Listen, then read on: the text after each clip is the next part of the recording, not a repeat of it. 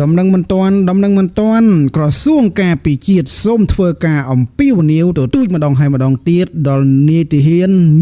នរងពលទាហានក៏ដូចជាសាធារណជនទាំងអស់ដើម្បីចូលរួមរក្សាសុវត្ថិភាពនិងអាយុជីវិតកងកម្លាំងរបស់យើងក៏ដូចជារក្សាការសម្ងាត់យោធាក្រសួងការពារជាតិសូមអំពាវនាវយ៉ាងទទូចសូមឲ្យបញ្ឈប់ការផ្សព្វផ្សាយជាបន្ទាន់នៅរាល់ព័ត៌មានវីដេអូសារសំឡេងឬរូបភាពដែលអាចបង្ហាញអំពីសកម្មភាពមុនឬអំឡុងពេលនិងក្រោយពេលប្រតិបត្តិការយោធាទាំងអស់ផែនទីតាំងឈរជើងលីនដ្ឋានត្រង់សេជំរំចម្រោកសព្វាវុធផ្លូវផ្គត់ផ្គង់សម្ភារៈបរិក្ខារឬស្បៀងអាហាររបស់កងទ័ពតាមបណ្ដាញសង្គមទំនាក់ទំនងដូចជា Facebook TikTok YouTube បណ្ដាញព័ត៌មានឬក៏ប្រព័ន្ធផ្សព្វផ្សាយផ្សេងទៀតជាដាច់ខាតបងប្អូននេះគឺជាការប្រកាសចេញពីក្រសួងការពារជាតិពាក់ព័ន្ធទៅនឹងការទទូចអង្វរដល់បងប្អូនដែលជានីតិហ៊ា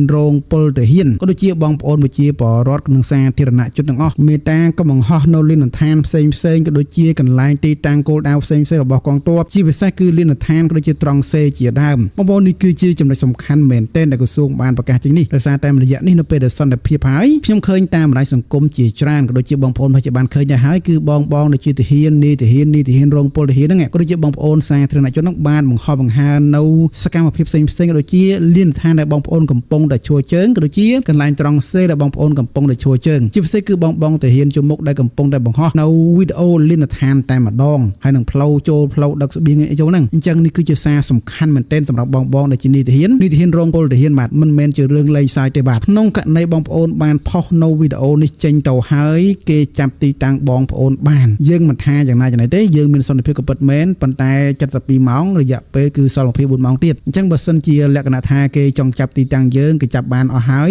មានបញ្ហាលើក្រោយវាលំបាកដល់សុវត្ថិភាពរបស់បងកងទ័ពជួមមុខទាំងអស់តែម្ដងជាពិសេសបងដែលកំពុងតែផុសនៅវីដេអូក៏ដូចជារូបភាពផ្សេងចេញពីលិនដ្ឋានផ្ទាល់ខ្លួនមកអញ្ចឹងអាចថាបើសិនជាមានបញ្ហាមួយគេចាប់ទីតាំងយើងទុកថ្ងៃក្រោយទេជាចំណុចខ្សោយរបស់យើងហើយអញ្ចឹងបងប្អូនគួរតែបញ្ឈប់ជាបន្ទាន់រាល់ការផ្សព្វផ្សាយវីដេអូផ្សេងចេញពីលិនដ្ឋានរបស់ខ្លួនក៏ដូចជាផ្លូវថ្នល់ផ្លូវដឹកស្បៀងហ្នឹងគឺហាមដាច់ខាតក្នុងការផុសមិនថារូបភាពមិនថាជាវីដេអូទេមិនថាផុសក្នុង TikTok ផុសក្នុង YouTube ឬក៏បណ្ដាញសង្គមអីផ្សេងទេ Twitter ក្តី Instagram ក្តីហ្នឹងគឺហាមដាច់ខាតកុំឲ្យមានការផុសបន្តទៀតបាទសូមបញ្ឈប់ចាប់ពីពេលនេះតរៀងទៅដើម្បីសុខសុវត្ថិភាពរបស់បងកងទ័ពយើងទាំងអស់បាទអញ្ចឹងពេលនេះគឺបងប្អូនយើងត្រៀមនាំយកស្បៀងត្រៀមនេះត្រៀមនោះដើម្បីយកទៅចែកដល់បងដែលជាវីរៈកងទ័ពជុំមុខហ្នឹងទៅដើម្បីឲ្យគាត់បានហូបស្រួលសម្រានស្រួលកេងលក់ស្រួលប៉ុន្តែហាមដាច់ខាតក្នុងការផុសវីដេអូចេញពីលិនដ្ឋានចេញពីទីតាំងដែលពួកគាត់កំពុងតែឈរជើងបាទអញ្ចឹងដើម្បីសុវត្ថិភាពក្រសួងការពារជាតិបានប្រកាសហើយមិនត្រឹមតែប្រកាសទេគឺធ្វើការទទូចបន្ថែមទៀតផងបាទអញ្ចឹងនេះគឺជាវីដេអូមួយគឺជាដំណឹងមួយបន្ទាន់ហើយសម្រាប់បងប្អូនយើងដែលជាប្រជាពលរដ្ឋដូចជាបងដែលជាវីរៈកងទ័ពកំពុងតែធ្វើការបង្ហោះធ្វើការបង្ហើរនៅលិនដ្ឋានផ្ទាល់ខ្លួនឥឡូវនេះយើងងាកមកខាងប្រទេសចិនឯនេះវិញប្រទេសចិនកំពុងតែផ្ដល់ជំនួយយ៉ាងសន្ធឹកសន្ធាប់ផងដែរមកកាន់ប្រជាជនកម្ពុជាដែលរងផលប៉ះពាល់ដោយសារតែការប្រយុទ្ធគ្នារវាងកម្ពុជានិងថៃបងប្អូននេះគឺជាដំណឹងល្អមួយសម្រាប់បងប្អូនជនភៀសទឹកពេលនេះប្រទេសចិនបានផ្ដល់ជំនួយជាច្រើនមកដល់បងប្អូនជនភៀសទឹកបាទដែលប្រមាណជាង60,000នាក់នៅទឹកដីកម្ពុជាហ្នឹងដែលកំពុងត្រូវការជំនួយហើយពេលនេះប្រទេសចិនក៏បានផ្ដល់ជំនួយយ៉ាងច្រើនសន្ធឹកសន្ធាប់ផងដែរបាទយោងតាមការចុះផ្សាយរបស់កាសែតក្នុងស្រុកបាទដឹងថាប្រទេសចិនផ្ដល់ជំនួយមនុស្សធម៌បន្ទាន់មកកម្ពុជាសម្រាប់ជនភៀសទឹកជាង60,000នាក់នៅបន្ទាត់ព្រំដែនភ្នំពេញនៅរសៀលថ្ងៃ28ខែធ្នូឆ្នាំ2025នេះរាជរដ្ឋាភិបាលនៃសាធារណរដ្ឋប្រជាមានិតចិនតាមរយៈលោកវ៉ានវិនពីនឯកអគ្គរដ្ឋទូតសាធារណរដ្ឋប្រជាមានិតចិនប្រចាំនៅកម្ពុជាបានផ្ដល់ជំនួយមនុស្សធម៌បន្ទាន់មកកាន់រដ្ឋាភិបាលកម្ពុជាដើម្បីបន្តជួយទៅកាន់បងប្អូនភៀសទឹកជាង60,000នាក់កំពុងតែនៅតាមបន្ទាត់ព្រំដែនដែលទទួលរងគ្រោះក្នុងចំនួនប្រដាប់អាវុធរវាងកម្ពុជានិងថៃបងប្អូននេះគឺជាជំនួយខាងប្រទេសចិនដែលផ្ដល់មកបាទឃើញដឹកយន្តហោះមកច្រើនមែនទែនបាទមានតាំងពីបេផងក្រុងផងច្រើនណាស់បាទមិនស្អីខ្លះទេអញ្ចឹងយើងចាំមើលបងប្អូនជនភៀសទឹកណាបានទទួលឲ្យចាំថតឲ្យខ្ញុំមើលផងបាទបាទយ៉ាងណាមិញមកទល់ពេលនេះបងប្អូនជនភៀសទឹកយើងមួយចំនួនធំក៏បាននឹងកំពុងត្រឡប់ទៅកាន់គេហដ្ឋានរៀងខ្លួនដែរបាទហើយបងប្អូនខ្ញុំក៏បានត្រឡប់ទៅវិញដែរបាទបងប្អូនខ្ញុំខ្លះក៏រត់តាំងពីបាត់ដំបងមកដល់ខាងខេត្តកំពង់ឆ្នាំងឯខ្លះទៀតក៏រត់តាំងពីខេត្តឧត្តរមានជ័យមកដល់ខាងយើងសៀមរាបនេះបាទ អញ្ចឹងឥឡូវនេះបងប្អូនខ្លះក៏បានត្រឡប់ទៅវិញម្ដងដែរបងប្អូនយើងខាងវត្តលហាលបាទវត្តលហាលនោះហើយជនពិសេសខាងវត្តលហាលក៏មានច្រើនដែរបាទបងប្អូនខ្ញុំនៅនឹងដែរបាទចេញពីខាងទៅពាំងសាទលងវែងមកវិញបាទឥឡូវគឺចាប់ដើមត្រឡប់ទៅវិញម្ដងហើយបាទដើម្បីយើងទៅកាន់គេឋានយើងវិញហើយសន្តិភាពចាប់ដើមមានហើយអញ្ចឹងសង្ឃឹមថាសន្តិភាពនឹងមានឆាប់បាទឥឡូវនឹងកិច្ចព្រមព្រៀងសន្តិភាពវាចូលជាធរមានហើយបាទប៉ុន្តែខណៈយើងរងចាំ48ម៉ោងទៀតសិនយើងមកគិតដល់ពេលនេះវាអត់ដល់48ម៉ោងទេបងប្អូនអត់ដល់48ម៉ោងទេហើយ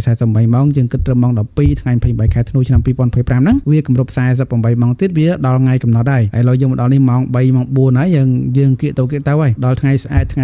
ទី29ខែធ្នូឆ្នាំ2025វេលាម៉ោង12ថ្ងៃត្រង់ហ្នឹងយើងសល់តែ24ម៉ោងទេហើយសល់តែមួយថ្ងៃទៀតទេអញ្ចឹងយើងនឹងវិលទៅរកកិច្ចព្រមព្រៀងសន្តិភាពទីក្រុងកូឡាឡាំពូឡើងវិញដែលមានហត្ថលេខារបស់ឯកឧត្តមដូណាល់ត្រាំក៏ដូចជាលោកអិនវ៉ាអ៊ីមប្រាហ៊ីមដែលជាសាក្សីហ្នឹងអញ្ចឹងសង្ឃឹមថាប្រទេសទាំងពីរអាចវិលត្រឡប់ទៅរកកិច្ចព្រមព្រៀងសន្តិភាពរវាងគ្នានឹងគ្នាវិញបាទក៏ដូចជាយើងធ្វើការបោះបង្គោលរំដែនតាមជាក់ស្ដែងទៅបាទយើងកុំរំលោភបំពានលើនរណានៃសោះហើយដូចជាក់ស្ដែងបងប្អូនខ្លះឃើញមានការផុសវីដេអូមកចេះមួយជាមួយទៅអាហ្នឹងគឺជារឿងមួយផ្សេងបាទគេមិនទាន់វាស់ហើយយើងទុកនឹងសិនទៅបងប្អូនណាបាទទុកនឹងសិនទៅចាំមើលខាងគណៈកម្មការព្រំដែនគេវាស់វែងហើយចាំយើងគិតទៀតបាទឥឡូវហ្នឹងធ្វើម៉េចយើងឲ្យមានសន្តិភាពសិនបាទជាងការបូជាសាច់ស្រស់ឈាមស្រស់របស់កងទ័ពយើងបាទបងប្អូនខ្លះថានេះគេកំពុងដាក់ប្លាលួសនោះហេតុអីបានជាអញ្ចឹងបាទសួរថាតើដាក់ប្លាលួសបដោះអាសន្ននឹងធ្វើឲ្យកងទ័ពយើងបាត់បង់យុវជនបងប្អូនជ្រើសរើសយកមួយណាតើចង់ឲ្យដាក់ប្លាលួសប៉ុណ្ណឹងសិនហើយនឹងបាត់បង់កងទ័ពយើងបងប្អូនជ្រើសរើសយកឲ្យបាត់បង់កងទ័ពឬក៏យ៉ាងម៉េចបាទចឹងបងប្អូនណាទ្រាំសិនបាទទ្រាំបន្តិចសិនណាមើលគេវាស់វែងហើយយ៉ាងម៉េចអីយ៉ាងម៉ាចាំយើងគិតទៀតបាទពេលនេះអ្វីដែលយើងចង់បានគឺធ្វើយ៉ាងណាឲ្យមានសន្តិភាពសិនមានការច្បាញ់សិនដើម្បីកុំឲ្យបាត់បង់វរៈកងទ័ពយើងបន្តទៀតបើសិនជាយើងនៅតែឆ្លោះទាស់តែងគ្នារឿងហ្នឹងទៀតវាធ្វើឲ្យមានការផ្ទុះសាជាថ្មីធ្វើឲ្យបាត់បង់ជីវិតវរៈកងទ័ពយើងដដែលទេអញ្ចឹងបច្ចុប្បន្ននេះយើងឃើញតាណាតណៃមិនម៉ាស់ខុសទាស់ក្តីត្រូវក្តីយើងស្ងាត់ស្ងៀមសិនចោះចាំឲ្យរដ្ឋាភិបាលជាអ្នកដោះស្រាយចាំឲ្យថ្នាក់ដឹកនាំជាអ្នករៀបចំការងារនឹងវិញបាទយើងជាប្រជាជនយើងទ្រាំសិនទៅណាទ្រាំសិនទៅខ្ញុំសូមអរចិត្តហើយគណៈបើយើងមិនទ្រាំទេយើងមានតែបង្កចំនួនបង្កបញ្ហានាំឲ្យពិបាកដល់ការដឹកនាំពិបាកដល់ការសម្រេចពិបាកដល់ការធ្វើការរបស់ថ្នាក់ដឹកនាំទេអញ្ចឹងទោះបីជាបងប្អូនឃើញតាណាអញ្ចេះតាណាចោះក៏ទ្រាំបាត់ភ្នែកបាត់ច្រមុះសិនទៅក្នុងករណីដែលបើសិនជាឃើញទេហើយបើសិនជាមិនឃើញទេក៏តាមដំណើរទៅបាទខ្ញុំមិនមានអីទេគឺមានតែប៉ុណ្្នឹងឯងពាក់ព័ន្ធទៅនឹងបញ្ហាហ្នឹងបើយើងគិតតែមែនតែនទៅទោះបីជាពេលនេះគេឈួរលើដីយើង5ម៉ែត្រ10ម៉ែត្រ20ម៉ែត្រក៏ឲ្យឈួរសិនចុះព្រោះគេមិនអាចឈួរលើដីយើងអចិន្ត្រៃយ៍បានទេដោយសារតែយើងពឹងទៅលើច្បាប់អន្តរជាតិមានតែឋានក៏ដូចជាបន្ទាត់ព្រំដែនកម្ពុជាថៃអន្តរជាតិហ្នឹងគឺយើងមានហើយអញ្ចឹងនៅពេលដែលបទជប់បាញ់នេះវាចូលជាធរមានអីពិតប្រាកដមានការវាស់វិញអីត្រឹមត្រូវគេត្រឡប់ទៅផ្ទះគេវិញទេគេមិនឈួរលើដីយើងទេហើយយើងក៏មិនអាចឲ្យដីយើងបាត់បង់1មីលីម៉ែត្រដែរបងប្អូនជួយចាក់លើរដ្ឋាភិបាលយើងចុះបាទអញ្ចឹងពេលនេះម៉ោងនេះបងប្អូនមេត្តារួបរวมគ្នាសិនស្ងប់ចិត្តស្ងប់កាយសិនបាទចាំឲ្យគណៈកម្មការព្រំដែនគេវាស់វែងអីស្រួលបួលសិនចាំយើងគិតទៀតយើងកំតន់អាលចលាចលកុំឲ្យថាកំតន់អាថាបាត់ទៅនេះបាត់ទៅនោះអីនេះគ្រាន់តែជាកំណត់ខ្ញុំទេបាទគ្រាន់តែជាកំណត់ខ្ញុំទេខុសតោះអីបងប្អូនមេត្តាអធិស្ឋានបាទអញ្ចឹងដូចខ្ញុំថាអញ្ចឹងបាទគឺក្នុងករណីថាពេលនេះគេចូល5ម៉ែត្រ6ម៉ែត្រនឹងការបាត់បង់អាយុជីវិតកងទ័ពយើងបងប្អូនយកមួយណាអញ្ចឹងសម្រាប់ខ្ញុំថាឥឡូវនេះបើគេជួយជើងប៉ុណ្ណឹងឲ្យឈួរសិនចុះបើថ្មីកុំឲ្យបាត់បង់វរៈកងទ័ពយើងបន្តទៀតកុំឲ្យបាត់បង់អាយុជីវិតកងទ័ពយើងបន្តទៀតថ្ងៃក្រោយវាស់វិញហើយគង់តែគេទៅផ្ទះគេវិញទេយើងមានច្បាប់មានរដ្ឋានអីត្រឹមត្រូវមានអន្តរជាតិជួយមើលមានគណៈអង្កេតការ AOT គេដឹងច្បាស់ណាស់ថាដីណាត្រឹមណាអីត្រឹមណីហ្នឹងអាហ្នឹងយើងមិនព្រួយបារម្ភទេបាទទុកឲ្យថ្នាក់ដឹកនាំជាអ្នកសម្រេចទៅចោះបាទបងប្អូនអញ្ចឹងជាថ្មីម្ដងទៀតពាក់ព័ន្ធទៅនឹងការប្រកាសរបស់ក្រសួងការពារជាតិសូមបងប្អូនមិនថានីតិហ៊ានរងពលទាហានទេដូចជាបងប្អូនប្រជាពលរដ្ឋធម្មតាទេគឺហាមដាច់ខាតក្នុងការផុសផ្សេងថតផុសផ្សេងនៅហេដ្ឋារចនាសម្ព័ន្ធលីនដ្ឋានផ្សេងការចល័តតបការអីផ្សេងគឺបងប្អូនមេត្តាកុំផុសឲ្យសោះបាទកុំផុសកុំថតឲ្យសោះកុំឲ្យមានបញ្ហាដល់វរៈកងទ័ពយើងនៅថ្ងៃក្រោយហើយជាពិសេសនេះគឺបងដែលជាវរៈកងទ័ពនឹងតែម្ដងបាទធ្វើតែបិទតែយើងពេលនេះមានសន្តិភាពក៏ពិតមែនប៉ុន្តែបងកុំផុសអីបាទខ្ញុំបានឃើញបងផុសច្រើនណាបាទពាក់ព័ន្ធទៅនឹងបញ្ហាហ្នឹង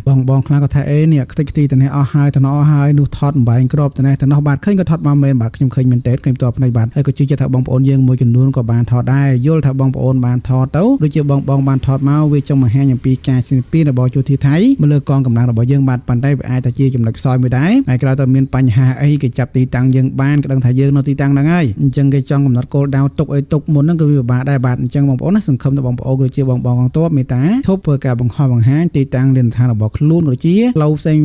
ច្បៀងអាហារផ្សេងគឺឈប់ដាច់ខាតតែម្ដងបាទបងប្អូនព័ត៌មានមួយទៀតពាក់ព័ន្ធទៅនឹងករណីឃើញមានការផ្សព្វផ្សាយតាក់ទងទៅនឹងការដាក់លុះផ្សេងពីប្រចាំមិត្តរបស់យើងបាទអញ្ចឹងមិនដឹងថាវាយ៉ាងម៉េចទេបងណាហើយខ្ញុំจะមើលការប្រកាសចេញពីក្រសួងការពារជាតិសិនថាតើការដោះស្រាយយ៉ាង ណាយណីប៉ុន្តែដូចខ្ញុំបានជម្រាបខាងលើចឹងបាទយើងឃើញអីឃើញសិនទៅចាំមើលការដោះស្រាយពីយន្តការរបស់ខាងរដ្ឋាភិបាលវិញអញ្ចឹងគឺដែលយើងត្រឹមណាគឺវានៅត្រឹមហ្នឹងទេបើគិតថាយើងចៅរងចាំការដោះស្រាយសិនទេបាទបងប្អូនកុំតអាយឡោតកុំតអាខឹងសម្បាបាទកុំតអាលជេររដ្ឋាភិបាលអីបាទយើងរងចាំឲ្យគ្រប់72ម៉ោងសិនចាំយើងគិតគូរទៀតចាំយើង